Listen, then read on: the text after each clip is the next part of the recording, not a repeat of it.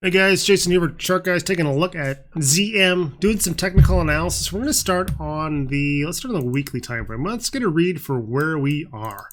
And where we are is very, very high up in the sky. Weekly bulls have been on fire. This is not a COVID play, but it has certainly responded very well during the pandemic and quarantinos and all of that sort of thing.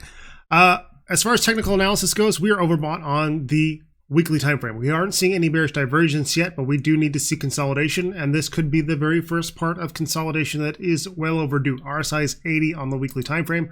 On the daily time frame, we are overbought. We're not seeing divergence either, but we are starting to see a tightening range. We have support at 457.69. That may change immediately upon pressing my 4-hour button, taking into account some after hours information.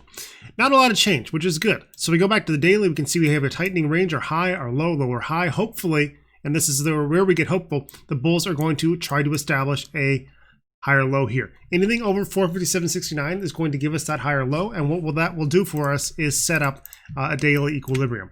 This is a ideal way for bulls to maintain the status quo more or less inside the weekly time frame, allowing to consolidate. If they can have a red week while maintaining this equilibrium, that is great. It's going to establish a weekly higher low and give the daily bulls a strong foundation from which to, who knows, continue off into the stratosphere. We'll see what happens. But what we're going to watch for right now is either a break of 457.69, which will give us a 4-hour downtrend, which is just another form of consolidation, or we're going to look for an hourly and 15-minute turn. 15-minute is most likely what would show up. Ideally, we will open about here. We will set a higher low, a higher high, a higher low again, change the 15-minute trend to the upside, which will set us up well for an hourly bounce.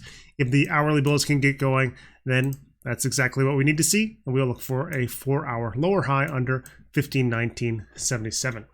So it's all about what the market gives us. React, plan, see what happens, and make sure that you are aware and prepared for all scenarios. That's what technical analysis is. We have no idea what's going to happen. No one has any idea. But what we can do is use our experience, we can use our preparation, and we can be ready to act on opportunities when they pop up. And those are the opportunities I will be watching for ZM tomorrow.